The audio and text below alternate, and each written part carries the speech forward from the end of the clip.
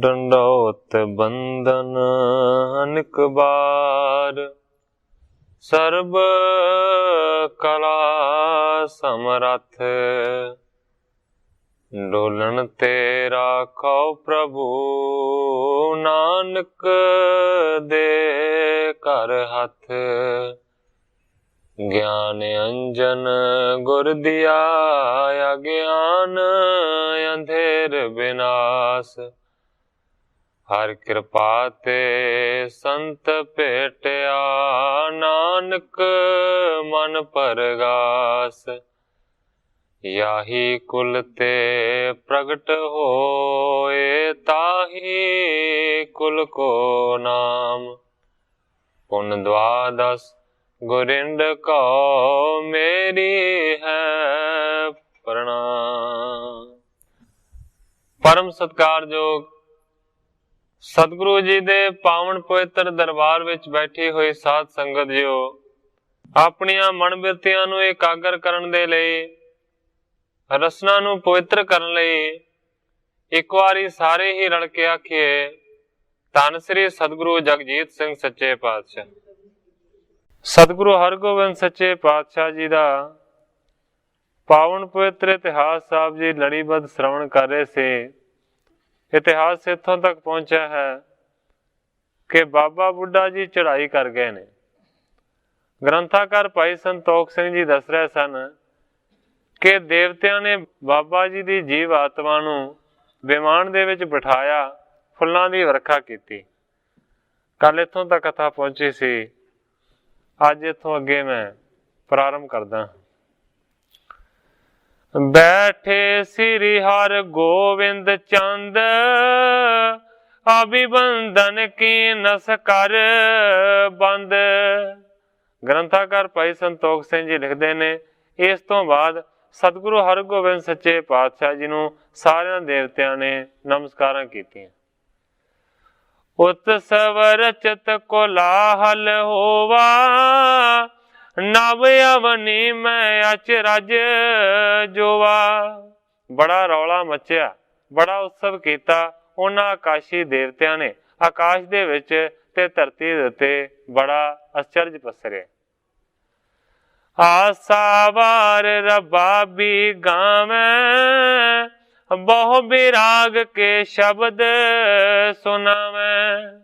क्योंकि काफी रात बीतण तो बाद बाबा जी ने शरीर नूं त्याग्या सी। कवि जी लिखते ने कि दूसरे पासे अमृत वेला हो गया। रबाबियां ने आसा जी दी वार दा कीर्तन करना शुरू कीता है, जिस दे विच बहुत सारे वैराग भरे शब्द पढ़दे हैं। शब्द सुनत प्रभात होए आई, कह सत गुर त्यारी करवाई। शब्द सुनदियां सुनदियां आखिरकार सवेरा हो गया।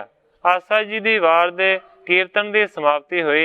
इस तो बाद सतगुरां ने हुक्म करके बाबा जी दे मृतक शरीर का संस्कार करन दी तैयारी करवाई। बृद को तब स्नान करवायो, नर ने उचाए बीच पाओ ढायो। बाबा जी दे मृतक शरीर का स्नान करवाया गया। बहुते सारे मनुखा ने मिल के फिर रची हुई सीढ़ी दे उत्ते उन्हां दे शरीर नूं लम्मा पा दिता। ऊपर सुंदर पाए दुशाले, सतगुर आप विमान उठाले। उन्हां दे शरीर दे उत्ते बहुत सुंदर दुशाले पाए गए ने। सतगुरु सच्चे पातशाह जी ने अपना कंधा दे के उस विमान नूं चुके। पाना विधि चंद गुरदास, संगत कणी लगी चहूं पास। कवि जी का कहण तो भाव है, एक पास्यों भाने ने चुकया है, दूसरे पास्यों विधि चंद ने चुकया है, तीसरे पासों गुरदास जी ने चुकया है, ते चौथा जिहड़ा मोढा सी ना वो सतगुरु हरगोबिंद सच्चे पातशाह जी ने अपना लाया। बृद पोता तब चवर टुरावे, आगे गमन शब्द को गावे। बाबा बुढ़ा जी का जिहड़ा पोतरा है उस वेले चौर कर रहा सी। आगे गमन शब्द को गावै। इस तो इलावा अगे अगे वो शब्द भी गाउंदा जांदा सी। अतर गुलाब महक छिरकावा, लगदी रग बादत बजवावा। कवि जी लिखते ने अतर गुलाब इस तरह दी बहुत सारिया सुगंधीदार चीज़ों का छिड़काव किया गया। छोटे ते वड्डे उस वेले बहुत सारे वाजे वजाए गए। धन बरखावत कानो अगारी, धन कर की नर प्रीत विसारी। कवि जी लिखते ने कि बहुते सारे आदमी बहुते सारे धन की वर्खा करते जा रहे सन। अपने धन नूं अपने घर की प्रीत नूं मानो कि लोकां ने विसार दिता सी, भुला दिता सी। सगरे सिमरत मरन कराला, विषय वैरागी भये बेसाला। कवि जी लिखते ने कि भयानक मौत सब नूं याद सी उस वेले। विषयां तो बहुत ज्यादा वैरागी मना वाले सारे दे सारे हो रहे सन। बृद्ध को यस प्रताप तह छावा, सिखण मन निर्मल होए आवा। कवि जी लिखते ने कि बाबा बुढ़ा जी का प्रताप ऐसा सारियां दे उत्ते वधिया कि मानो बहुत सारे सिखां दे मन निर्मल हो गए, मैल तो रहत हो गए। चंदन चिखा रची तिस काला, ऊपर तर जब तिल कृत डाला। चंदन दी चिखा बहुत वड्डी रची गई है। उस चिखा दे उत्ते बहुते सारे जौ तिल ते घ्यो पाया। पाना ले कर लांबू लायो, शब्द रुदन को तबै उठायो। बाबा बुढ़ा जी दे लड़के भाने ने चिखा नूं लांबू लाया है। शब्द रुदन को तबै उठायो। जदों ही लांबू लाया उस वेले रोण दा शब्द उठाया भाने ने। लख प्रियायत श्री हर गोविंद, तजे बिलोचन ते जल बुंद। अपना बहुत प्यारा बाबा बुढ़ा जी नूं जान के उस वेले सतगुरु हरगोबिंद सच्चे पातशाह जी दियां अखां दे विच भी जल दियां बूंदां आ गई। गुर को पिख सब कीन विरागा, करी कपाल क्रिया मन रागा। सतगुरां दे वल वेख के सारियां दे मन बहुत ज्यादा वैरागी होए। इस तो बाद कपाल क्रिया कीती गई मन दा प्रेम करके।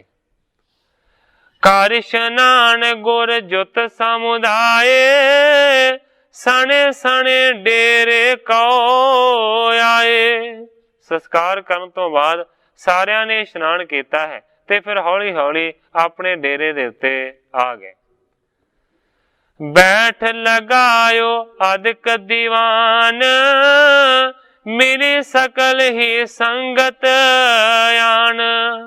उस जगह ते आन के एक बहुत वड्डा इकट्ठ किया गया है। सारियां दे विच सतगुरु सच्चे पातशाह जी बैठे ने। सतगुरां दे दुआले सारियां संगतां बह गई। सिख अज ते चरत निहारा, बृद प्रताप जस चहत विथारा। ग्रंथाकार भाई संतोख सिंह जी लिखते ने अजिते नां दे सिख ने एक बहुत वड्डा कौतक अपनी अखां दे नाल वेख्या सी। बाबा जी दे प्रताप नूं ते जस नूं ਉਹ मानो के होरनां नूं भी दसना चाहुंदे ने। हाथ जोर सब बिखै बखाना, श्री गुर संसै दिओ मम हाना। हाथ जोड़ के अजिते ने अर्ज कीती है, कहन लगा सच्चे पातशाह मेरे मन दे विच ये शंका है, कृपा करके उस शंके नूं निवृत्त कर दिओ। जब ससकारन कोले चाले, पिखियो सबन सिर छतर बेसाले। अजिता कहंदा सच्चे पातशाह जदों तुसी सारे दे सारे बाबा जी दे मृतक शरीर दा संस्कार करन दे वास्ते जा रहे सी, उस वेले बहुत वड्डा विलखण किस्म दा मैं कौतक वेख्या। कहंदा सच्चे पातशाह ਜਦੋਂ ਤੁਸੀਂ ਜਾ ਰਹੇ ਸੀ ਤੇ ਹਰ ਇੱਕ ਆਦਮੀ ਦੇ ਸਿਰ ਦੇ ਉੱਤੇ ਮੈਂ ਛਤਰ ਵੇਖਿਆ। ਕਰਕੇ ਦਾਹੁ ਜਬੇ ਹਟ ਆਏ, ਤੁਮ ਪਰ ਹੀ ਇੱਕ ਛਤਰ ਸੁਹਾਏ। ਕਹਿੰਦਾ ਕਿ ਜਾਂਦੀ ਵਾਰੀ ਤੇ ਹਰ ਇੱਕ ਮਨੁੱਖ ਦੇ ਸਿਰ ਦੇ ਉੱਤੇ ਛਤਰ ਸੀ, ਤੇ ਜਦੋਂ ਹੁਣ ਤੁਸੀਂ ਸੰਸਕਾਰ ਕਰਕੇ ਵਾਪਸ ਹਟ ਕੇ ਆਏ ਹੋ, ਕਿਸੇ ਵੀ ਮਨੁੱਖ ਦੇ ਸਿਰ ਦੇ ਉੱਤੇ ਮੈਨੂੰ ਛਤਰ ਨਹੀਂ ਦਿਸਿਆ, ਇੱਕ ਸਿਰਫ ਤੁਹਾਡੇ ਸੀਸ ਦੇ ਉੱਤੇ ਹੀ ਛਤਰ ਵਿਖਾਈ ਦਿੱਤਾ। ਕਹੋ ਕਿਰਪਾ ਕਰ ਕਿਆ ਇਹ ਪਇਓ, ਸੁਣ ਸਤਿਗੁਰ ਤੇ ਉੱਤਰ ਦਇਓ। ਜਦੋਂ ਅਜਿੱਤੇ ਨੇ ਇਸ ਤਰ੍ਹਾਂ ਦੀ ਅਰਜ਼ ਕੀਤੀ, ਉਸ ਵੇਲੇ ਸਤਿਗੁਰੂ ਹਰਗੋਬਿੰਦ ਸੱਚੇ ਪਾਤਸ਼ਾਹ ਜੀ ਨੇ ਫਿਰ ਇਸ ਤਰੀਕੇ ਦੇ ਨਾਲ ਉਸ ਨੂੰ ਉੱਤਰ ਦਿੱਤਾ। ਕਹਿੰਦੇ ਨੇ ਜਬੇ ਗਏ ਸਿਮਰਤ ਸਭ ਮਰਨਾ, ਜਗ ਵਿਰਾਗ ਧਾਰਿਓ ਰਸ ਕਰਨਾ। ਸਤਿਗੁਰੂ ਹਰਗੋਬਿੰਦ ਸੱਚੇ ਪਾਤਸ਼ਾਹ ਜੀ ਕਹਿੰਦੇ ਨੇ ਕਿ ਜਦੋਂ ਸੰਸਕਾਰ ਕਰਨ ਦੇ ਵਾਸਤੇ ਜਾ ਰਿਹਾ ਸਾਂ, ਉਸ ਵੇਲੇ ਹਰ ਇੱਕ ਨੂੰ ਆਪਣੀ ਜਿਹੜੀ ਮੌਤ ਹੈ ਨਾ ਉਹ ਯਾਦ ਆ ਰਹੀ ਸੀ। ਇਸ ਕਰਕੇ ਸਾਰੇ ਦੇ ਸਾਰੇ ਮੌਤ ਦਾ ਚੇਤਾ ਕਰਕੇ ਜਗ ਤੋਂ ਵੈਰਾਗੀ ਹੋ ਚੁੱਕੇ ਸਨ, ਔਰ ਉਹਨਾਂ ਦਾ ਮਨ ਕਰਨਾ ਦੇ ਰਸ ਦੇ ਵਿੱਚ ਭਿੱਜਾ ਹੋਇਆ ਸੀ। ਤਹ ਤੇ ਜਬ ਪੁਰ ਦਿਸ਼ ਹਟ ਆਏ, ਸੁਤ ਤ੍ਰਿਆ ਧਨ ਸੰਕਲਪ ਉਠਾਏ। ਪਰ ਸਤਿਗੁਰੂ ਜੀ ਕਹਿੰਦੇ ਨੇ ਕਿ ਜਦੋਂ ਹੀ ਸੰਸਕਾਰ ਕਰਨ ਤੋਂ ਬਾਅਦ ਆਪਣੀ ਪੁਰੀ ਦੇ ਵੱਲ ਸਾਰੇ ਦੇ ਸਾਰੇ ਮੁੜੇ, ਉਸੇ ਵੇਲੇ ਆਪਣੇ ਪੁੱਤਰਾਂ ਦੇ ਵਿੱਚ, ਆਪਣੇ ਪਰਿਵਾਰ ਦੇ ਵਿੱਚ, ਆਪਣੀ ਔਰਤ ਦੇ ਵਿੱਚ, ਆਪਣੇ ਧਨ ਦੇ ਵਿੱਚ ਸਾਰਿਆਂ ਦਾ ਮਨ ਡੁੱਬ ਗਿਆ। ਫਸੇ ਮੋਹ ਮਨ ਪ੍ਰਥਮ ਸਮਾਨੇ, ਜਾਂ ਤੇ ਛਤਰ ਪਾਏ ਸਭ ਹਾਨੇ। ਸਤਿਗੁਰੂ ਜੀ ਕਹਿੰਦੇ ਨੇ ਕਿ ਫਿਰ ਤੋਂ ਮੋਹ ਦੀ ਫਾਂਸੀ ਦੇ ਵਿੱਚ ਸਾਰਿਆਂ ਦੇ ਮਨ ਪਹਿਲਾਂ ਦੀ ਤਰ੍ਹਾਂ ਫਸ ਗਿਆ। ਇਸੇ ਕਰਕੇ ਆਉਂਦੀ ਵਾਰੀ ਕਿਸੇ ਦੇ ਸਿਰ ਦੇ ਉੱਤੇ ਵੀ ਛਤਰ ਤੈਨੂੰ ਦਿਖਾਈ ਨਹੀਂ ਦਿੱਤਾ। ਇਸੇ ਕਰਕੇ ਸਤਿਗੁਰੂ ਸੱਚੇ ਪਾਤਸ਼ਾਹ ਜੀ ਦਾ ਹੁਕਮ ਹੈ ਕਿ ਜਦੋਂ ਵੀ ਕਿਸੇ ਸਰੀਰ ਦਾ ਸੰਸਕਾਰ ਕਰਨ ਦੇ ਵਾਸਤੇ ਲਿਜਾਇਆ ਜਾਂਦਾ ਹੈ ਤੇ ਜ਼ਿਆਦਾ ਤੋਂ ਜ਼ਿਆਦਾ ਸੰਗਤ ਨੂੰ ਚਾਹੀਦਾ ਹੈ ਕਿ ਉਸ ਦਾ ਸੰਸਕਾਰ ਕਰਨ ਦੇ ਵਾਸਤੇ ਨਾ ਜਾਵੇ, ਕਿਉਂਕਿ ਉਸ ਵੇਲੇ ਜਿਹੜੀ ਮਨ ਦੀ ਦਸ਼ਾ ਹੈ ਨਾ ਉਹ ਬਹੁਤ ਵੈਰਾਗਮਈ ਹੁੰਦੀ ਹੈ। ਮੌਤ ਚੇਤੇ ਆ ਜਾਂਦੀ ਹੈ ਕਿ ਜਿਸ ਤਰ੍ਹਾਂ ਅਸੀਂ ਇਹਨੂੰ ਲਿਜਾ ਰਹੇ ਹਾਂ ਸੰਸਕਾਰ ਕਰਨ ਦੇ ਵਾਸਤੇ, ਐਸਾ ਵੀ ਇੱਕ ਸਮਾਂ ਆਵੇਗਾ ਕਿ ਸਾਨੂੰ ਵੀ ਕੋਈ ਲੈ ਕੇ ਜਾਵੇਗਾ। ਇਸ ਕਰਕੇ ਬੜਾ ਵੈਰਾਗੀ ਮਨ ਹੁੰਦਾ ਹੈ। ਆਮ ਕਰਕੇ ਤੁਸੀਂ ਕਈ ਵਾਰੀ ਦੇਖਿਆ ਹੋਵੇਗਾ, ਜਦੋਂ ਵੀ ਕਿਸੇ ਦੇ ਸੰਸਕਾਰ ਦੇ ਵਾਸਤੇ ਜਾਂਦੇ ਆ ਤੇ ਸਾਰਿਆਂ ਦੇ ਮਨ ਦੇ ਵਿੱਚ ਇਹ ਗੱਲ ਹੁੰਦੀ ਹੈ, ਐਵੇਂ ਬੇਕਾਰ ਦੇ ਧੰਦਿਆਂ ਦੇ ਵਿੱਚ ਫਸੇ ਹੋਇਆ, ਆਖਰਕਾਰ ਤੇ ਹੀ ਹਾਲ ਹੋਣਾ।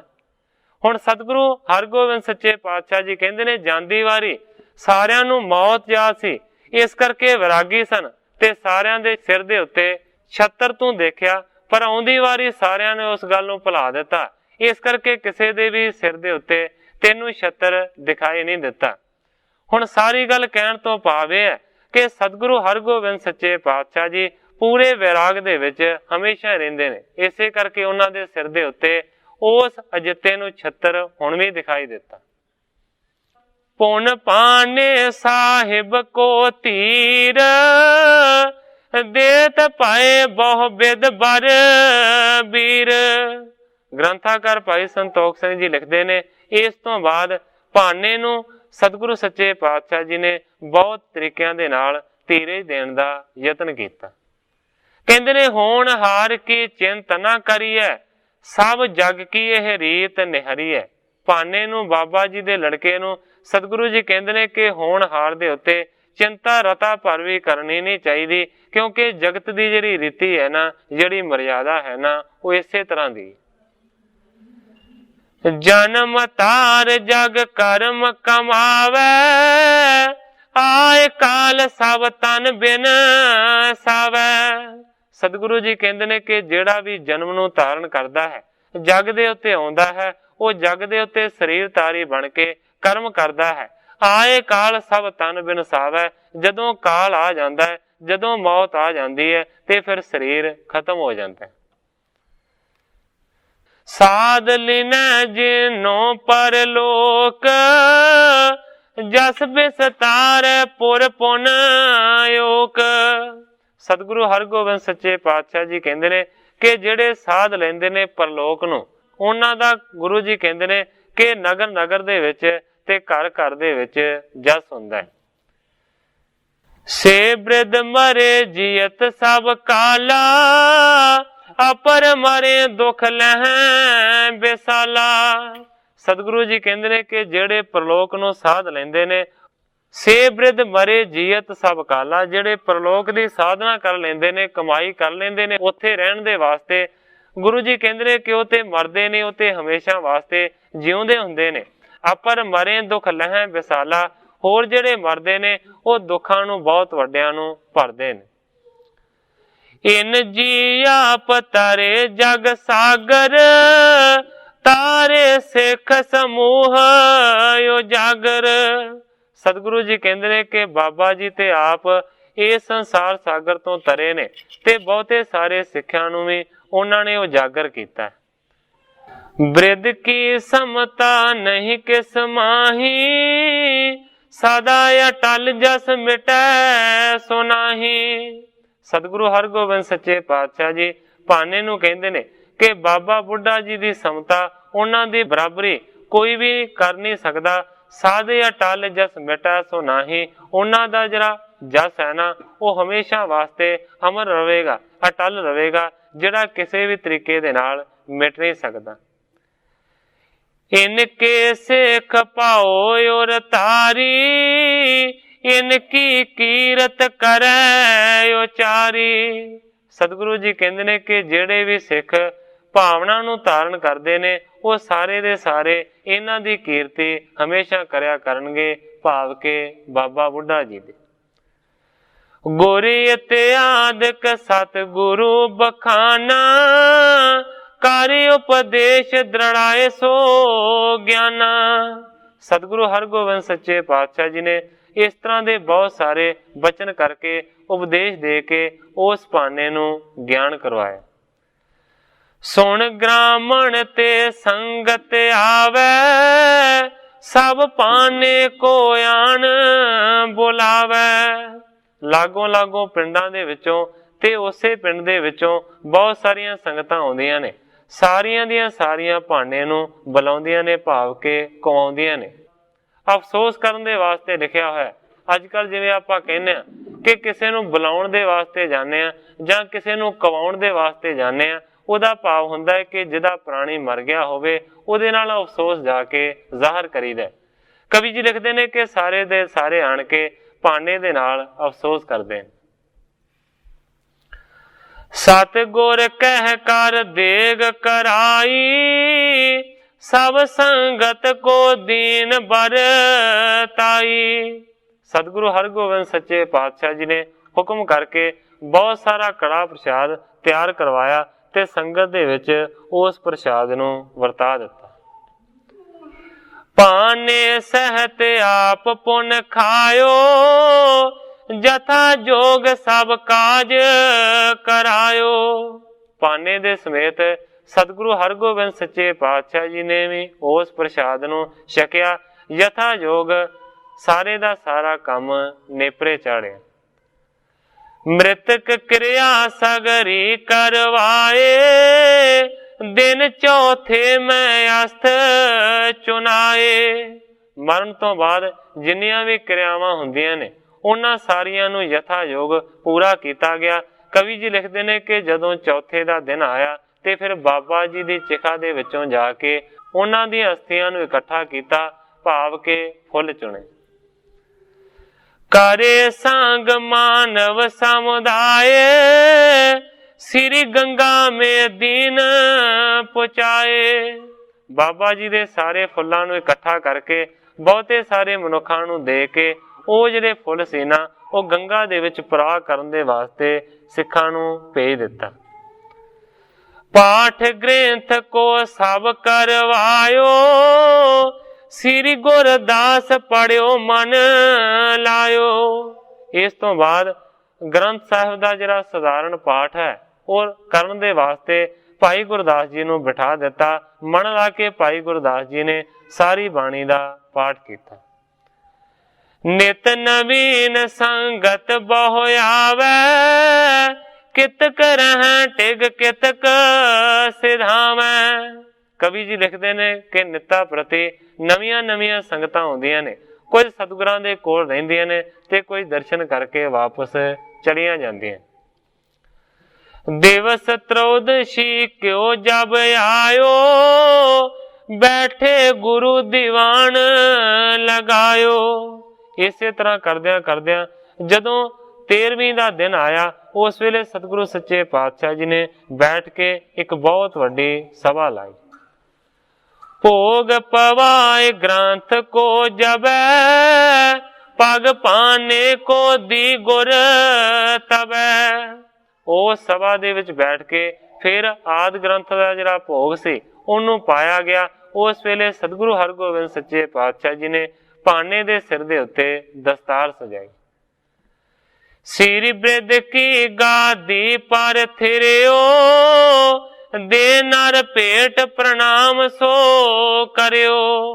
उस वेले बाबा बुढ़ा जी की गद्दी दे उत्ते उस दे पुत्र भाना जी नूं बिठाया गया है। दे नर भेट प्रणाम सो करियो। बहुते सारे मनुखा ने भाने दे चरना दे विच भेटावां रख के प्रणाम कीते। शब्द बिलावल आनंद गायो, बृंद रबाबी धन गन पायो। उस वेले बिलावल राग दे शब्दां नूं आनंद दे नाल पढ़िया गया।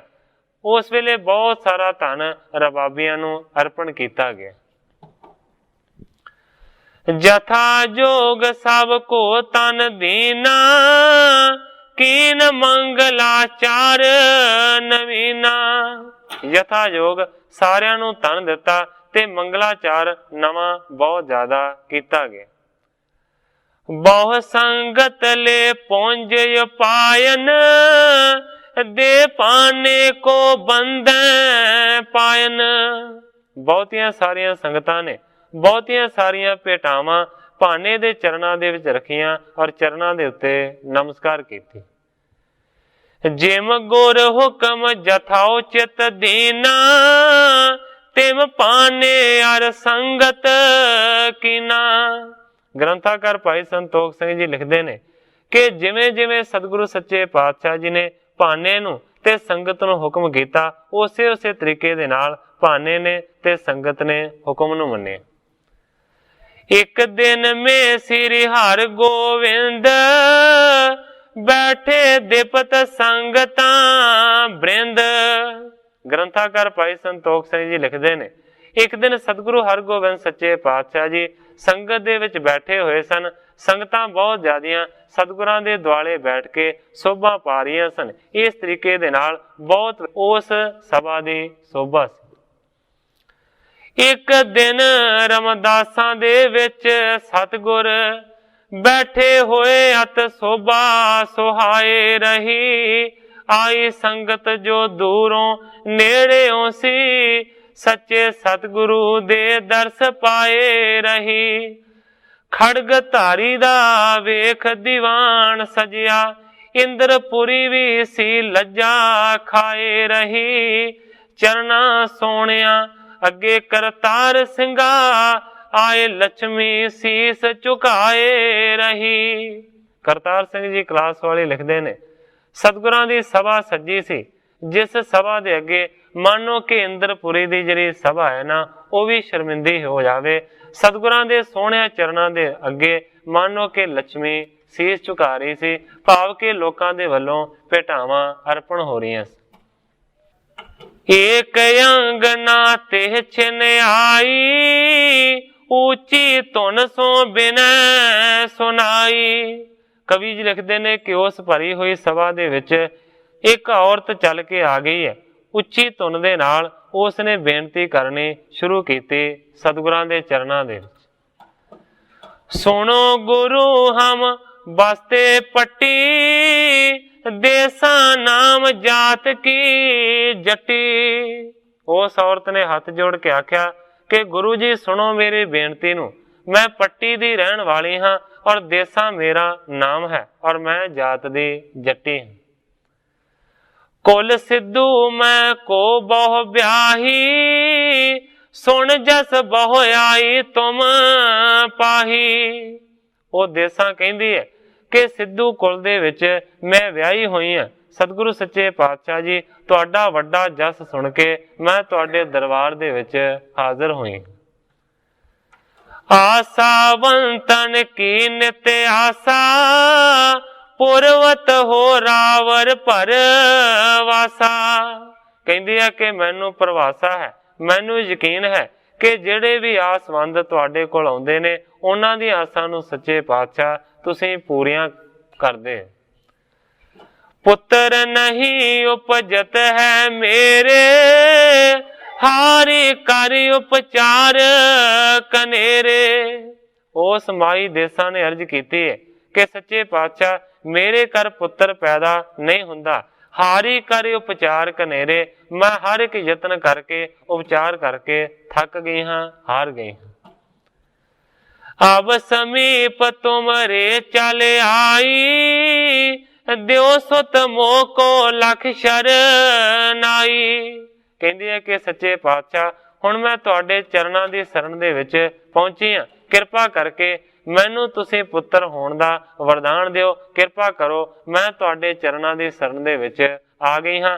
इस तरीके दे नाल उस वेले देसां सतगुरु सच्चे पातशाह जी दे चरणां दे विच पहुंची। उसने अर्ज कीती, इन्ने चिर नू उमर दी टली होई माई विच दीवान दे आमदीए। रेजा रख अगे पूरे सतगुरां दे हथ जोड़ के बचन सुनावदीए। बख्शो सतगुरु पुत्र मेर करके कुख फल बाजो एवें जाम दिए।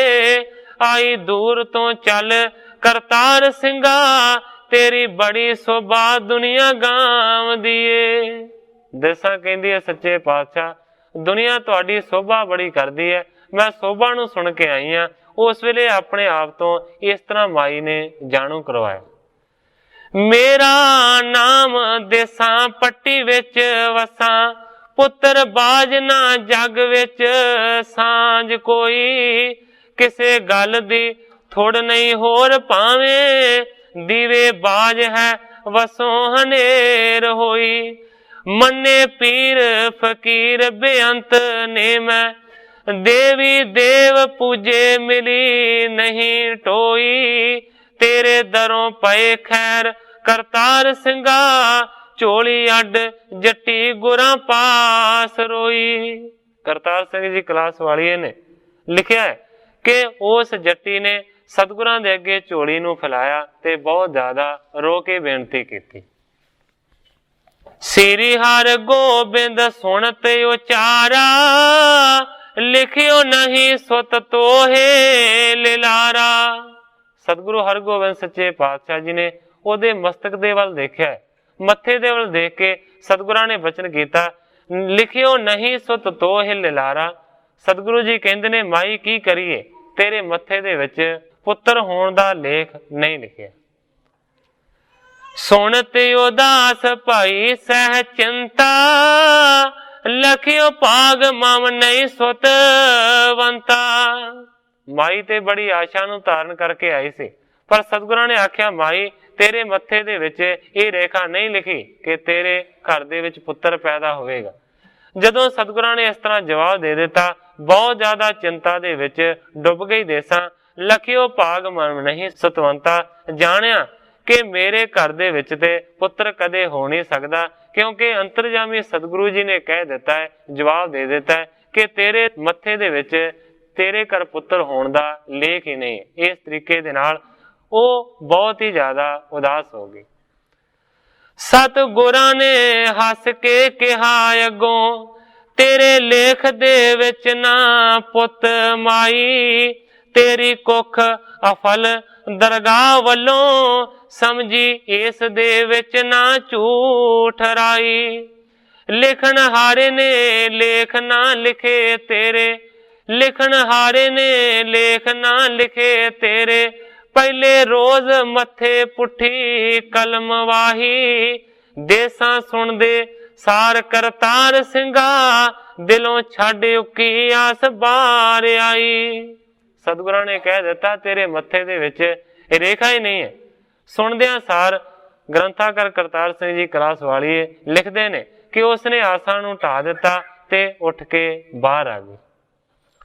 ਹੋ ਕੇ ਨਿੰਮੋ ਚੂਣੀ ਦੇਸਾਂ ਪਈ ਸੋਚੇ, ਏਦੂ ਹੋਰ ਕਿਹੜਾ ਉੱਚਾ ਦਰ ਮੱਲਾਂ, ਜੇਕਰ ਇੱਥੋਂ ਵੀ ਪੂਰੀ ਨਾ ਪਈ ਮੇਰੀ, ਤਾਂ ਤੇ ਬਸ ਹੋਈਆਂ ਫਿਰ ਸਭ ਗੱਲਾਂ। ਮੇਰੀ ਬਾਹੁੜੀ ਕੋਈ ਕਰਵਾਏ ਦੇਵੇ, ਕਿਨੂੰ ਨਾਲ ਲੈ ਗੁਰਾਂ ਦੇ ਪਾਸ ਚੱਲਾਂ।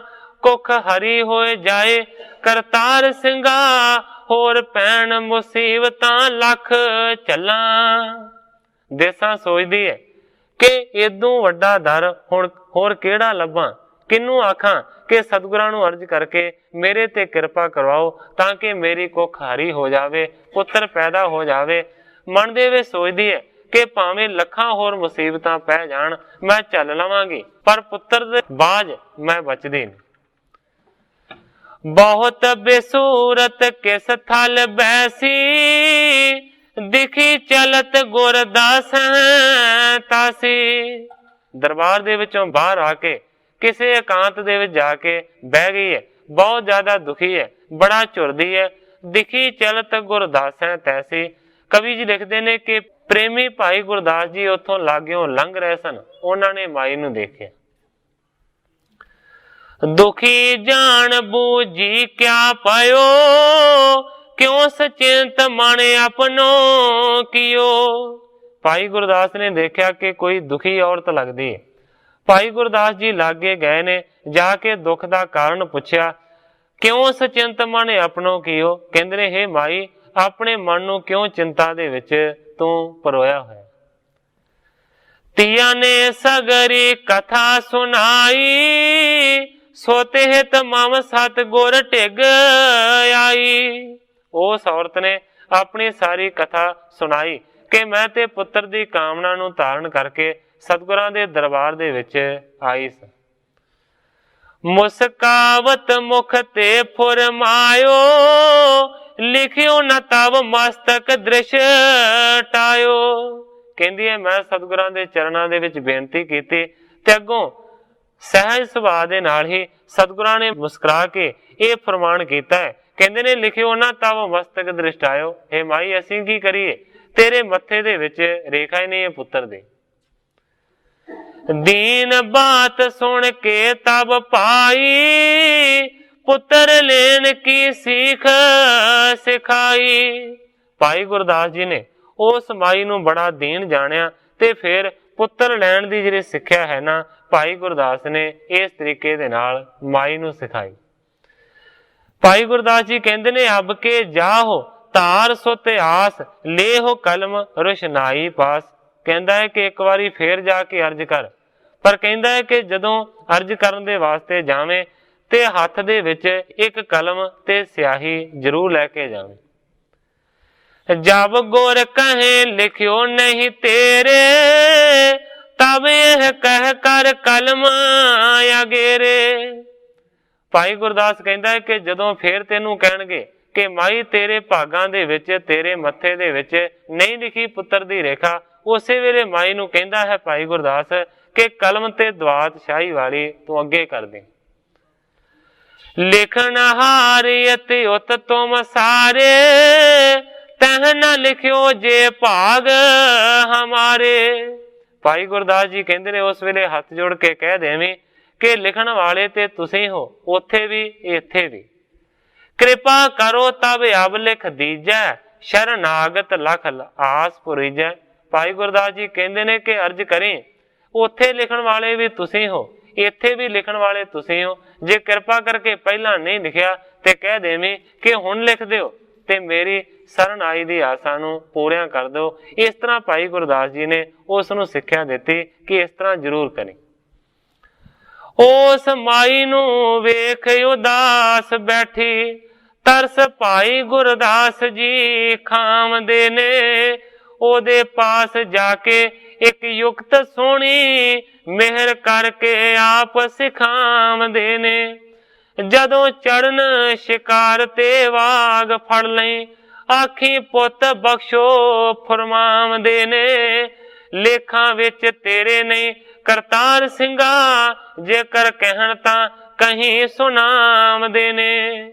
ਭਾਈ ਗੁਰਦਾਸ ਜੀ ਮਾਈ ਨੂੰ ਕਹਿੰਦੇ ਨੇ ਕਿ ਜੇਕਰ ਸਤਿਗੁਰਾਂ ਨੇ ਫੇਰ ਇਹੀ ਗੱਲ ਕੀਤੀ ਕਿ ਤੇਰੇ ਮੱਥੇ ਦੇ ਵਿੱਚ ਲੇਖ ਨਹੀਂ ਲਿਖੇ, ਤੇ ਭਾਈ ਗੁਰਦਾਸ ਜੀ ਕਹਿੰਦੇ ਨੇ ਫਿਰ ਤੂੰ ਇਸ ਤਰ੍ਹਾਂ ਆਖੀ, ਇੱਥੇ ਉੱਥੇ ਤੁਸੀਂ ਲਿਖਣਹਾਰ ਗੁਰ ਜੀ, ਹੱਥ ਜੋੜ ਕੇ ਮੂੰਹੋਂ ਸੁਣਾ ਦੇਵੀਂ। ਉੱਥੇ ਨਹੀਂ ਲਿਖਿਆ ਕਰਮ ਵੇਖ, ਜੇਕਰ ਹੁਣ ਲਿਖ ਦਿਓ ਸਾਫ ਜਤਾ ਦੇਵੀਂ। ਇਹ ਆਖ ਕੇ ਕਲਮ ਦੁਆਤ ਕਾਗਜ਼ ਅਗਾਂ ਵੱਧ ਕੇ ਹੱਥ ਫੜਾ ਦੇਵੀਂ। ਸੰਗਾ ਕਰੀ ਨਾ ਮੂਲ ਕਰਤਾਰ ਸਿੰਘਾ, ਸਿਰ ਚਰਨਾਂ ਉੱਤੇ ਝੁਕਾ ਦੇਵੀਂ। ਭਾਈ ਗੁਰਦਾਸ ਜੀ ਨੇ ਉਸ ਦੇਸਾਂ ਮਾਈ ਨੂੰ ਵਿਉਂਤ ਦੱਸੀ ਹੈ ਕਿ ਕਿਹੜੀ ਵਿਉਂਤ ਦੇ ਨਾਲ ਸਤਿਗੁਰੂ ਜੀ ਤੇਰੇ ਤੇ ਕਿਰਪਾ ਕਰਨਗੇ। ਸੁਣ ਤ੍ਰਿਆ ਹਿਤ ਕੀ ਸਿੱਖਿਆ ਤਰੀ, ਅਗਲੇ ਦਿਵਸ ਤਥਾ ਬਿਦ ਕਰੀ। ਸੁਣ ਕੇ ਉਸਨੇ ਭਾਈ ਗੁਰਦਾਸ ਜੀ ਦੀ ਸਿੱਖਿਆ ਨੂੰ ਹਿੱਤ ਦੇ ਨਾਲ ਧਾਰਨ ਕੀਤਾ, ਤੇ ਅਗਲਾ ਜਦੋਂ ਦਿਨ ਹੋਇਆ ਤੇ ਮਾਈ ਨੇ ਉਵੇਂ ਕੀਤਾ। ਬੀਤੀ ਨਿਸ ਪ੍ਰਭਾਤ ਹੋਇਆਈ, ਹਿਤ ਅਖੇਰ ਤਿਆਰੀ ਕਰਵਾਈ। ਰਾਤ ਬਤੀਤ ਹੋਈ, ਅਗਲੀ ਜਦੋਂ ਹੀ ਸਵੇਰ ਚੜੀ ਤੇ ਸਤਿਗੁਰੂ ਹਰਗੋਬਿੰਦ ਸੱਚੇ ਪਾਤਸ਼ਾਹ ਜੀ ਨੇ ਸ਼ਿਕਾਰ ਖੇਡਣ ਜਾਣ ਦੇ ਵਾਸਤੇ ਤਿਆਰੀ ਕਰਵਾਈ। ਵਸਤਰ ਸ਼ਸਤਰ ਸਤ ਗੁਰ ਸਭ ਤਾਰੇ, ਹੈ ਸਜੀਨ ਕੇ ਲੀਨ ਹਕਾਰੇ। ਆਪਣੇ ਸ਼ਸਤਰਾਂ ਤੇ ਵਸਤਰਾਂ ਨੂੰ ਸਤਿਗੁਰਾਂ ਨੇ ਪਹਿਨਿਆ ਹੈ, ਆਪਣੀ ਸਵਾਰੀ ਦੇ ਵਾਸਤੇ ਘੋੜਾ ਮੰਗਵਾਇਆ। ਚਾੜੇ ਸੁਪਟ ਸ਼ੁਭ ਆਯੁਧ ਧਾਰੀ, ਬਾਜ ਕੋਹੀ ਸਵਾਨਣ ਕਰ ਤਿਆਰੀ। ਸਤਿਗੁਰਾਂ ਦੇ ਹਜ਼ੂਰ ਘੋੜਾ ਹਾਜ਼ਰ ਕੀਤਾ ਗਿਆ। ਸਤਿਗੁਰੂ ਜੀ ਨੇ ਘੋੜੇ ਦੀ ਸਵਾਰੀ ਕੀਤੀ, ਨਾਲ ਦੇ ਸਤਿਗੁਰਾਂ ਦੇ ਯੋਧਿਆਂ ਨੇ ਵੀ ਘੋੜਿਆਂ ਦੀਆਂ ਸਵਾਰੀਆਂ ਨੂੰ ਕੀਤਾ। ਬਾਜ ਨੂੰ, ਕੋਹੀ ਨੂੰ, ਕੁੱਤਿਆਂ ਨੂੰ, ਸ਼ਿਕਾਰੀਆਂ ਨੂੰ ਨਾਲ ਲੈ ਕੇ ਜਾਣ ਦੀ ਤਿਆਰੀ ਕੀਤੀ। ਹੈ ਅਰੂੜ ਸ੍ਰੀ ਹਰਿ ਗੋਬਿੰਦ ਚਲੇ, ਚਲੇ ਪਿਛਾਰੀ ਜੋਧਾ ਮਿਲੇ। ਸਤਿਗੁਰੂ ਹਰਗੋਬਿੰਦ ਸੱਚੇ ਪਾਤਸ਼ਾਹ ਜੀ ਘੋੜੇ ਦੀ ਸਵਾਰੀ ਕਰਕੇ ਚੱਲ ਪਏ, ਤੇ ਪਿੱਛੇ ਪਿੱਛੇ ਸਤਿਗੁਰਾਂ ਦੇ ਬਹੁਤ ਸਾਰੇ ਯੋਧੇ ਵੀ ਤੁਰ ਪਏ। ਸਾਨੇ ਸਾਨੇ ਤਵ ਪ੍ਰੇਰ ਤੁਰੰਗ, ਨਿਕਸਣ ਲਗੇ ਗ੍ਰਾਮ ਭਟ ਸੰਗ। ਹੌਲੀ ਹੌਲੀ ਘੋੜੇ ਨੂੰ ਤੋਰ ਕੇ ਸਤਿਗੁਰੂ ਹਰਗੋਬਿੰਦ ਸੱਚੇ ਪਾਤਸ਼ਾਹ ਜੀ ਆਪਣੇ ਸ਼ਸਤਰਧਾਰੀ ਸੂਰਮਿਆਂ ਦੇ ਸਮੇਤ ਪਿੰਡ ਦੇ ਵਿੱਚੋਂ ਬਾਹਰ ਨਿਕਲਣ ਲੱਗੇ। ਸੋ ਤ੍ਰਿਆ ਤਬ ਪਹੁੰਚੀ ਉਤਲਾਵਤ, ਆਗੇ ਭਈ ਪ੍ਰਭੂ ਜਿਤ ਜਾਵਤ। ਉਸੇ ਵੇਲੇ ਦੇਸਾਂ ਮਾਈ ਕਾਲੀ ਦੇ ਨਾਲ ਹੀ ਉੱਥੇ ਪਹੁੰਚ ਗਈ ਹੈ। ਜਿਹੜੇ ਪਾਸੇ ਸਤਿਗੁਰੂ ਜੀ ਘੋੜੇ ਨੂੰ ਲਿਜਾ ਰਹੇ ਸਨ, ਅੱਗੇ ਜਾ ਕੇ ਖਲੋ ਗਏ। ਗੁਰੂ ਗਰੀਬ ਨਿਵਾਜ ਕਿਰਪਾਲਾ, ਪੁਰਵੋ ਸੁਤ ਕੀ ਆਸ ਬੇਸਾਲਾ। ਹੱਥ ਜੋੜ ਕੇ ਉਸਨੇ ਅਰਜ਼ ਕੀਤੀ, ਕਹਿੰਦੀ ਹੈ, ਹੇ ਗੁਰੂ ਗਰੀਬ ਨਵਾਜ, ਹੇ ਕਿਰਪਾਲੂ ਸਤਿਗੁਰੂ ਜੀ, ਮੇਰੇ ਤੇ ਕਿਰਪਾ ਕਰੋ। ਪੁਰਵੋ ਸੁਤ ਕੀ ਆਸ ਬੇਸਾਲਾ, ਮੈਂ ਪੁੱਤਰ ਦੀ ਲੋੜ ਬਹੁਤ ਜ਼ਿਆਦਾ ਕਰਦੀ ਹਾਂ, ਕਿਰਪਾ ਕਰਕੇ ਮੇਰੀ ਆਸਾਂ ਨੂੰ ਪੂਰਨ ਕਰੋ। ਜਸ ਸੁਣ ਚਲੀ ਦੂਰ ਤੇ ਆਈ, ਤੁਮ ਸਮਰਥ ਕੀ ਮੈਂ ਸ਼ਰਨ ਆਈ। ਕਹਿੰਦੀ ਹੈ ਕਿ ਤੁਹਾਡੇ ਵੱਡੇ ਜਸ ਨੂੰ ਸੁਣ ਕੇ ਦੂਰੋਂ ਚੱਲ ਕੇ ਆਈ ਹਾਂ, ਤੁਸੀਂ ਸਮਰੱਥ ਹੋ ਔਰ ਮੈਂ ਤੁਹਾਡੇ ਚਰਨਾਂ ਦੀ ਸ਼ਰਨ ਦੇ ਵਿੱਚ ਹਾਂ। ਮੁਸਕਾਵਤ ਸਤ ਗੁਰ ਤਬ ਪਿਖਿਓ, ਤੋਹਿ ਭਾਗ ਮੈਂ ਨਹੀਂ ਸੁਤ ਲਿਖਿਓ। ਜਦੋਂ ਅਰਜ਼ ਕੀਤੀ ਤੇ ਸਤਿਗੁਰੂ ਜੀ ਫੇਰ ਮੁਸਕਰਾਏ, ਤੇ ਮੁਸਕਰਾ ਕੇ ਮਾਈ ਨੂੰ ਕਹਿੰਦੇ ਨੇ, ਮਾਈ ਕੱਲ ਵੀ ਤੈਨੂੰ ਆਖਿਆ ਸੀ, ਤੋਹਿ ਭਾਗ ਮੈਂ ਨਹੀਂ ਸੁਤ ਲਿਖਿਓ, ਕਿ ਤੇਰੇ ਭਾਗਾਂ ਦੇ ਵਿੱਚ ਪੁੱਤਰ ਨਹੀਂ ਲਿਖਿਆ ਹੋਇਆ, ਤੇਰੇ ਮੱਥੇ ਦੇ ਵਿੱਚ ਪੁੱਤਰ ਹੋਣ ਦੀ ਰੇਖਾ ਹੀ ਨਹੀਂ। ਤਬ ਤ੍ਰਿਆ ਅਵਸਰ ਪਾਇਓ ਨੀਕਾ, ਚੱਲ ਅੱਗੇ ਹੋਈ ਪ੍ਰਭੂ ਨਜੀਕਾ। ਜਦੋਂ ਸਤਿਗੁਰਾਂ ਨੇ ਇਸ ਤਰ੍ਹਾਂ ਦਾ ਬਚਨ ਕੀਤਾ, ਉਸ ਵੇਲੇ ਮਾਈ ਨੂੰ ਮੌਕਾ ਮਿਲ ਗਿਆ ਚੰਗਾ, ਅੱਗੇ ਹੋ ਗਈ, ਸਤਿਗੁਰਾਂ ਦੇ ਕੋਲ ਚਲੀ ਗਈ। ਕਰ ਮੈਂ ਲੀਏ ਕਲਮ ਰੁਸ਼ਨਾਈ, ਪਾਣੀ ਬਿਨੈ ਕੋ ਕਰ ਅਗਵਾਈ। ਹੱਥ ਦੇ ਵਿੱਚ ਕਲਮ ਨੂੰ ਤੇ ਉਸ ਸਿਆਹੀ ਨੂੰ ਅੱਗੇ ਕਰ ਦਿੱਤਾ। ਭਣੀ ਬਿਨੈ ਸੋ ਕਰ ਅਗਵਾਈ, ਉਸ ਕਲਮ ਨੂੰ ਤੇ ਉਸ ਸਿਆਹੀ ਨੂੰ ਅੱਗੇ ਕਰਕੇ ਫਿਰ ਮਾਈ ਨੇ ਦੁਬਾਰਾ ਬੇਨਤੀ ਕੀਤੀ। ਕਹਿੰਦੀ ਐਤੇ ਉਤ ਲਿਖਣ ਹਾਰ ਹੋ ਰਾਵਰ, ਜੇ ਨਾ ਲਖਾਂ ਇਮ ਸੇ ਨਰ ਬਾਵਰ। ਮਾਈ ਕਹਿੰਦੀ ਹੈ ਮੈਂ ਇੰਨੀ ਭੋਲੀ ਨਹੀਂ ਹਾਂ, ਮੈਨੂੰ ਪਤਾ ਹੈ ਇੱਥੇ ਤੇ ਉੱਥੇ ਲਿਖਣ ਵਾਲੇ ਸਿਰਫ ਤੁਸੀਂ ਹੋ। ਜੇ ਨਾ ਲਖਾਂ ਇਮ ਸੇ ਨਰ ਬਾਵਰ, ਜਿਹੜੇ ਇਸ ਤਰ੍ਹਾਂ ਨਹੀਂ ਸਮਝਦੇ ਕਿ ਉੱਥੇ ਤੇ ਇੱਥੇ ਤੁਸੀਂ ਲਿਖਣ ਵਾਲੇ ਹੋ, ਉਹ ਤੇ ਮਾਈ ਕਹਿੰਦੀ ਹੈ ਝੱਲੇ ਹੁੰਦੇ ਨੇ, ਉਹਨਾਂ ਨੂੰ ਤੇ ਪਤਾ ਨਹੀਂ ਹੁੰਦਾ। ਤਹ ਨਹੀਂ ਲਿਖਿਓ ਆਪਨੇ ਜੋਈ, ਕਿਰਪਾ ਤਾਰ ਅਬ ਲਿਖ ਦਿਓ ਸੋਈ। ਮਾਈ ਕਹਿੰਦੀ ਹੈ ਜੀ ਉੱਥੇ ਨਹੀਂ ਲਿਖਿਆ ਤੇ ਹੁਣ ਕੀ ਵਿਗੜ ਗਿਆ ਹੈ, ਹੁਣ ਲਿਖ ਦਿਓ। ਕਿਰਪਾ ਤਾਰ ਅਬ ਲਿਖ ਦਿਓ ਸੋਈ, ਕਿਰਪਾ ਨੂੰ ਤਾਰਨ ਕਰਕੇ ਮੇਰੇ ਮੱਥੇ ਦੇ ਵਿੱਚ ਲਿਖ ਦੇਵੋ ਕਿ ਮੇਰੇ ਘਰ ਪੁੱਤਰ ਪੈਦਾ ਹੋਵੇਗਾ। ਇਸ ਤਰੀਕੇ ਦੇ ਨਾਲ ਉਸ ਵੇਲੇ ਵਾਪਰੇ। ਉਧਰ ਤਿਆਰ ਹੋ ਪਿਛਲੇ ਪੈਰ ਸਤਗੁਰ, ਚੱਲੇ ਬਾਹਰ ਮਾਈ ਅੱਗੇ ਆਮਦੀ ਏ। ਮੇਰੀ ਅਫਲ ਕੁੱਖ ਨੂੰ ਫਲ ਲੱਗੇ, ਪੁੱਤ ਬਖਸ਼ੋ ਅਰਜ ਸੁਣਾਵਦੀ ਏ। ਗੁਰਾਂ ਕਿਹਾ ਨਹੀਂ ਲਿਖਿਆ ਲੇਖ ਤੇਰੇ, ਉਹ ਯੁਕਤ ਉਹ ਅੱਗੋਂ ਡਾਮਦੀ ਏ। ਹੁਣ ਲਿਖ ਦਿਓ ਤੁਸੀਂ ਕਰਤਾਰ ਸਿੰਘਾ, ਹੱਥ ਕਾਗਜ਼ ਕਲਮ ਫੜਾਵਦੀ ਏ। ਮਾਈ ਨੇ ਅਰਜ ਕੀਤੀ ਜੇ ਪਹਿਲਾਂ ਨਹੀਂ ਲਿਖਿਆ ਤੇ ਕਿਰਪਾ ਕਰਕੇ ਹੁਣ ਲਿਖ ਦੇਵੋ। ਇਸ ਤਰ੍ਹਾਂ ਕਹਿ ਕੇ ਉਸਨੇ ਕਲਮ ਨੂੰ ਤੇ ਸਿਆਹੀ ਨੂੰ ਅੱਗੇ ਕਰ ਦਿੱਤਾ। ਬਿਕਸੇ ਪ੍ਰਭੂ ਜੁਗਤ ਕੋ ਜਾਣਾ, ਹੋਏ ਸੁਤ ਤੇਰੇ ਬਾਕ ਬਖਾਨਾ। ਸਤਿਗੁਰੂ ਜੀ ਪ੍ਰਸੰਨ ਹੋਏ ਨੇ ਉਹਦੀ ਜੁਗਤੀ ਨੂੰ ਵੇਖ ਕੇ। ਸਤਿਗੁਰੂ ਜੀ ਕਹਿੰਦੇ ਨੇ ਹੋਏ ਸੁਤ ਤੇਰੇ ਬਾਕ ਬਖਾਨਾ, ਹੇ ਮਾਈ ਤੇਰੇ ਘਰ ਦੇ ਵਿੱਚ ਜ਼ਰੂਰ ਪੁੱਤਰ ਪੈਦਾ ਹੋਵੇਗਾ। ਸੁਣ ਦੇਸਾਂ ਕਹਿ ਦਿਓ ਪ੍ਰਤੀਤ, ਲਿਖੋ ਗੁਰੂ ਤਬ ਹੋਏ ਥਿਰ ਚੀਤ। ਸਤਿਗੁਰਾਂ ਨੇ ਆਖਿਆ ਲਿਖਣ ਦੀ ਕੋਈ ਲੋੜ ਨਹੀਂ, ਅਸੀਂ ਵਰਦਾਨ ਦਿੰਦੇ ਹਾਂ ਤੇਰੇ ਘਰ ਜ਼ਰੂਰ ਪੁੱਤਰ ਪੈਦਾ ਹੋਵੇਗਾ। ਦੇਸਾਂ ਨੇ ਆਖਿਆ ਨਹੀਂ, ਦਿਓ ਪ੍ਰਤੀਤ, ਕਿਰਪਾ ਕਰਕੇ ਲਿਖ ਦਿਓ ਮੇਰੇ ਮੱਥੇ ਦੇ ਵਿੱਚ ਤਾਂ ਕਿ ਪ੍ਰਤੀਤ ਆ ਜਾਵੇ। ਬਾਰ-ਬਾਰ ਤੁਸੀਂ ਇਹ ਗੱਲ ਕੀਤੀ ਹੈ ਕਿ ਮੇਰੇ ਮੱਥੇ ਦੇ ਵਿੱਚ ਪੁੱਤਰ ਹੋਣ ਦੀ ਰੇਖਾ ਨਹੀਂ, ਕਿਰਪਾ ਕਰਕੇ ਲਿਖ ਦਿਓ ਤਾਂ ਕਿ ਮੇਰਾ ਹਿਰਦਾ ਸਥਿਰਤਾ ਦੇ ਵਿੱਚ ਆ ਜਾਵੇ।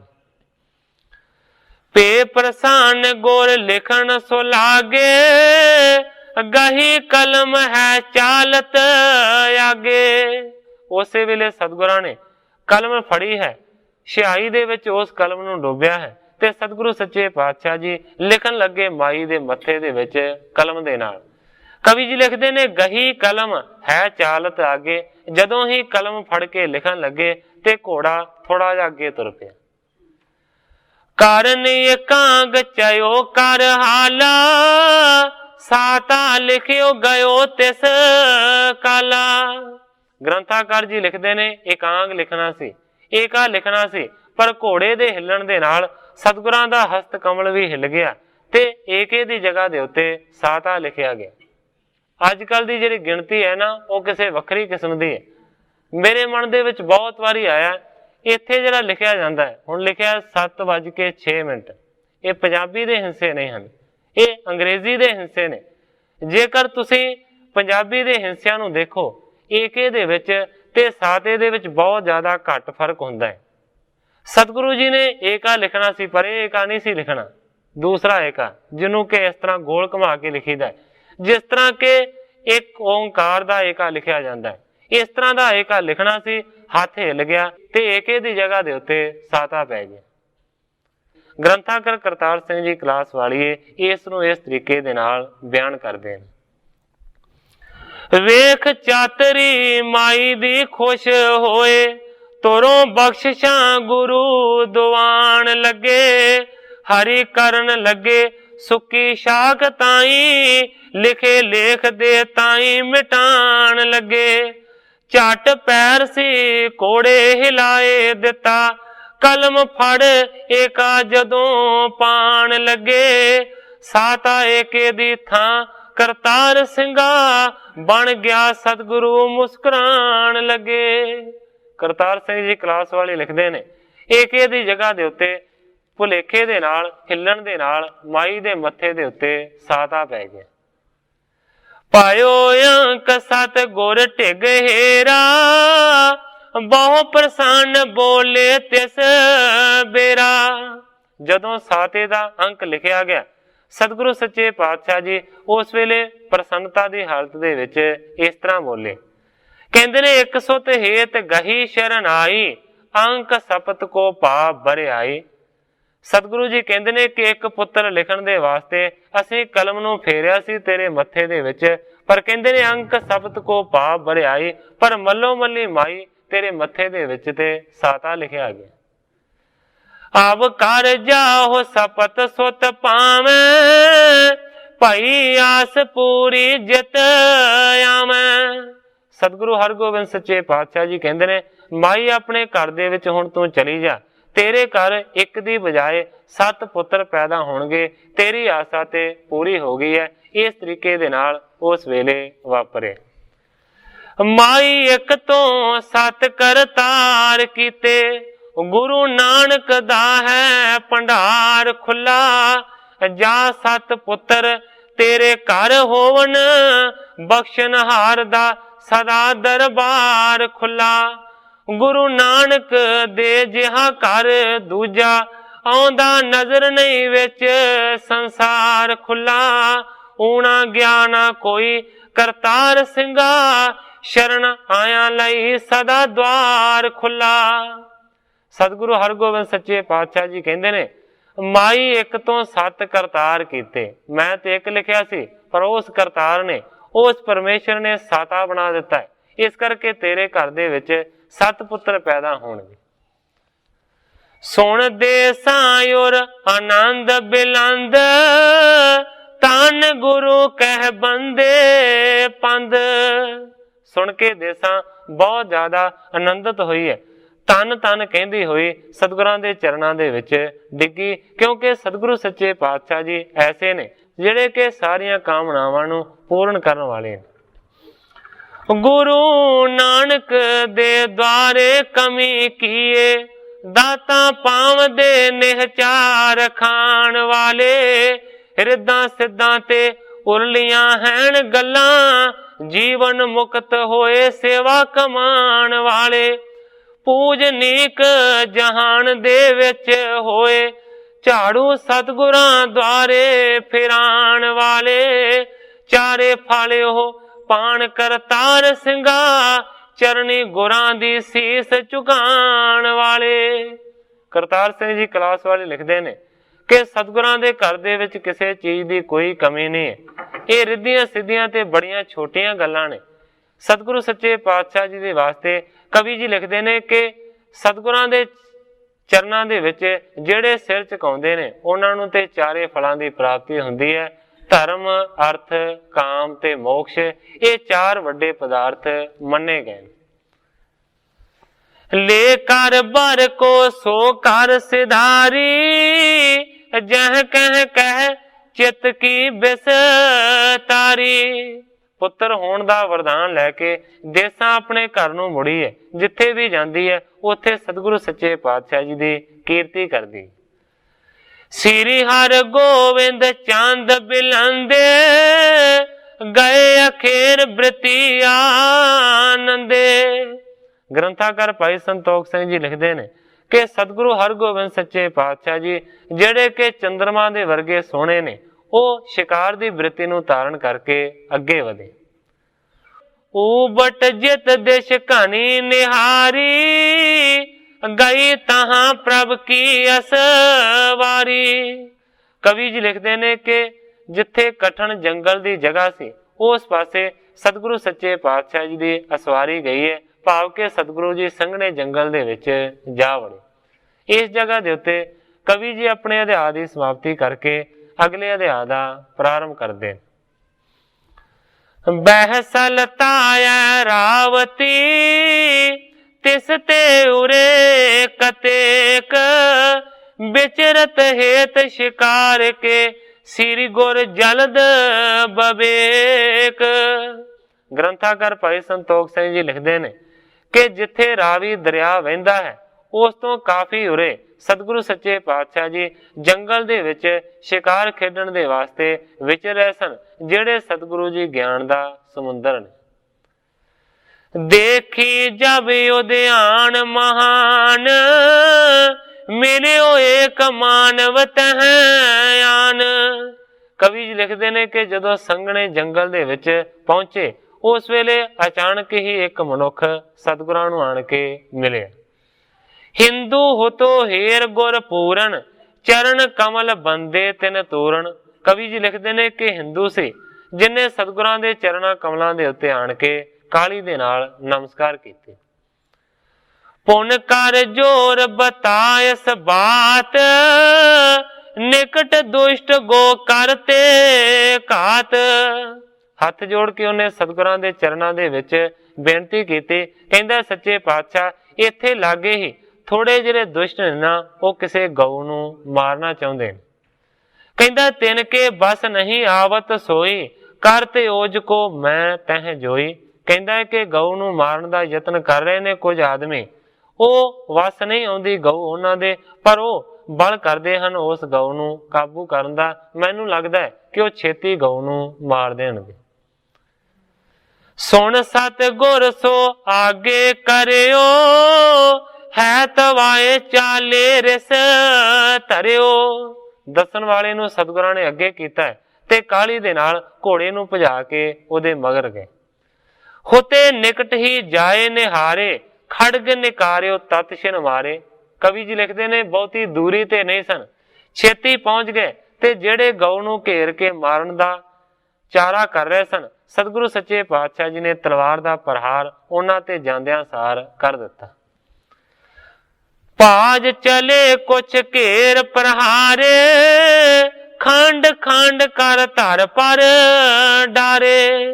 ਗ੍ਰੰਥਾਕਾਰ ਭਾਈ ਸੰਤੋਖ ਸਿੰਘ ਜੀ ਲਿਖਦੇ ਨੇ, ਥੋੜੇ ਤੇ ਬਚ ਕੇ ਭੱਜ ਨਿਕਲੇ, ਪਰ ਥੋੜਿਆਂ ਨੂੰ ਘੇਰ ਕੇ ਸਤਿਗੁਰਾਂ ਨੇ ਮਾਰ ਦਿੱਤਾ। ਕਵੀ ਜੀ ਲਿਖਦੇ ਨੇ ਖੰਡ ਖੰਡ ਕਰ ਧਰ ਪਰ ਡਾਰੇ, ਟੋਟੇ ਟੋਟੇ ਕਰਕੇ ਉਹਨਾਂ ਦੇ ਧਰਤੀ ਦੇ ਉੱਤੇ ਸਤਿਗੁਰਾਂ ਨੇ ਸੁੱਟ ਦਿੱਤੇ, ਜਿਹੜੇ ਗਊ ਨੂੰ ਮਾਰ ਰਹੇ ਸਨ। ਗ੍ਰਾਮ ਸਮੀਪ ਹੋਤੋ ਤਿਨ ਕੇਰਾ, ਸੁਣਿਓ ਰੌਰ ਤਾਏ ਤਿਸ ਬੇਰਾ। ਕਵੀ ਜੀ ਲਿਖਦੇ ਨੇ ਕਿ ਉਹਨਾਂ ਮਾਰਨ ਵਾਲਿਆਂ ਦਾ ਪਿੰਡ ਲਾਗੇ ਸੀ, ਜਿਹੜੇ ਭੱਜ ਕੇ ਗਏ ਨੇ ਉਹਨਾਂ ਨੇ ਦੂਸਰਿਆਂ ਨੂੰ ਜਾ ਕੇ ਖਬਰ ਦਿੱਤੀ ਤੇ ਰੌਲਾ ਪਾਉਂਦੇ ਹੋਏ ਬਹੁਤ ਸਾਰੇ ਤੁਰਕ ਆ ਗਏ। ਸਾਰਾ ਪਿੰਡ ਹੀ ਤੁਰਕਾਂ ਦਾ ਸੀ, ਮੁਸਲਮਾਨਾਂ ਦਾ ਸੀ। ਚਾਂਪ ਬੰਦੂਕ ਸੰਭਾਰ ਤੇ ਆਏ, ਮਰੇ ਦੇਖ ਕਰ ਸਮੁਖ ਚਲਾਏ। ਤਨਸ਼ਾਂ ਨੂੰ ਔਰ ਬੰਦੂਕਾਂ ਨੂੰ ਸੰਭਾਲ ਕੇ ਸਾਹਮਣੇ ਆਏ ਨੇ। ਆਪਣੇ ਸਾਥੀਆਂ ਨੂੰ ਮਰਿਆਂ ਦੇਖਿਆ ਤੇ ਉਹਨਾਂ ਨੇ ਫਿਰ ਬੰਦੂਕਾਂ ਦਾ ਤੇ ਤੀਰਾਂ ਦਾ ਵਾਰ ਕੀਤਾ। ਸਭ ਸੈਨਾ ਗੁਰ ਕੀ ਤਬ ਧਾਈ, ਤਜੀ ਤੁਫੰਗ ਸ਼ਲਕ ਸਮਝਾਈ। ਉਸ ਵੇਲੇ ਸਤਿਗੁਰਾਂ ਦੇ ਜਿਹੜੇ ਯੋਧੇ ਸਨ ਉਹ ਵੀ ਅੱਗੇ ਵਧੇ ਨੇ, ਉਹਨਾਂ ਨੇ ਵੀ ਬੰਦੂਕਾਂ ਦਾ ਅੱਗੋਂ ਪ੍ਰਹਾਰ ਕੀਤਾ।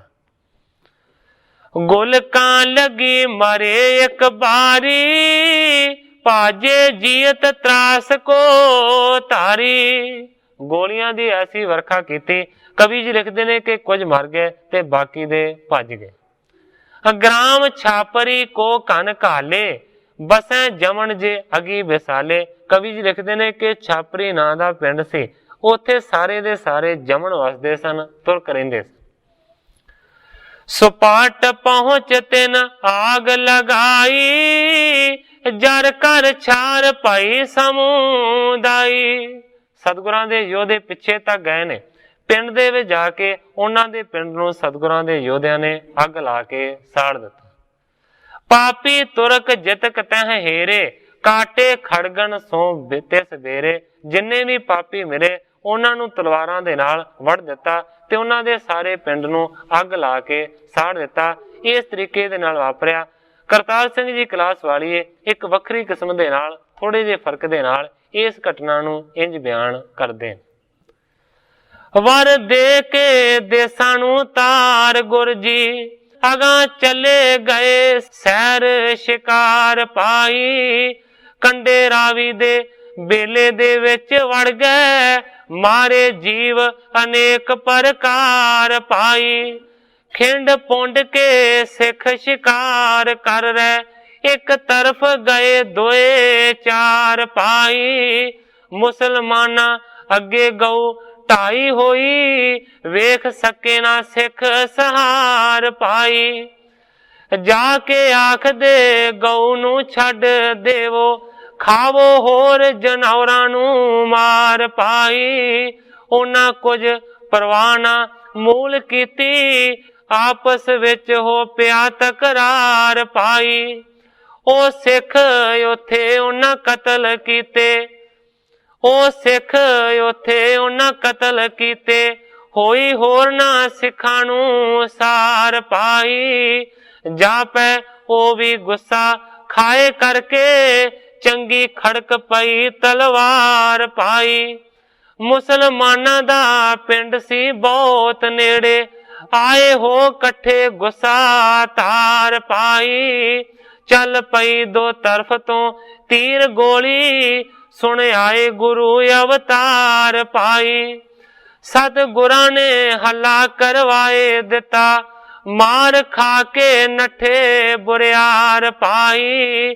सिखां खा गुस्सा पिंड फूक दिता, कर नठ गए हाल पुकार पाई।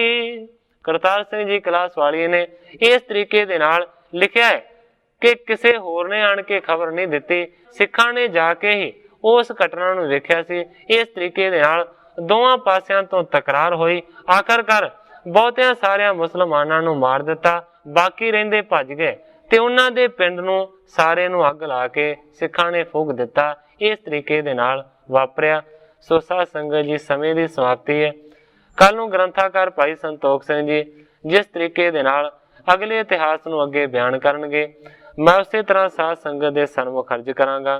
अगे जो सतगुरु सच्चे पातशाह जी दे रजा होवेगी उसे तरह वरतेगी। अज इन्नियां ही अर्जां करदा होया मैं इत्थे ही कथा नूं विश्राम दे के सारी साध संगत तो खिमा दा याचक।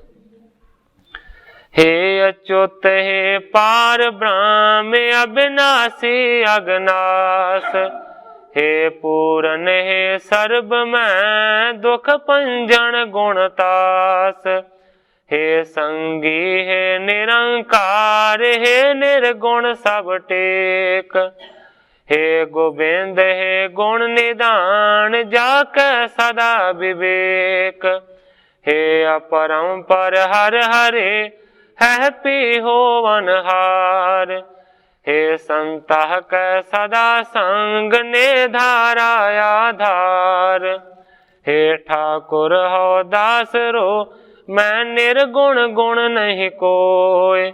नानक दीजै नाम दान, राखो हिय परोय। याही कुल ते प्रगट होय, ताही कुल को नाम। पुन द्वादश गुरिंद को मेरी है प्रणाम।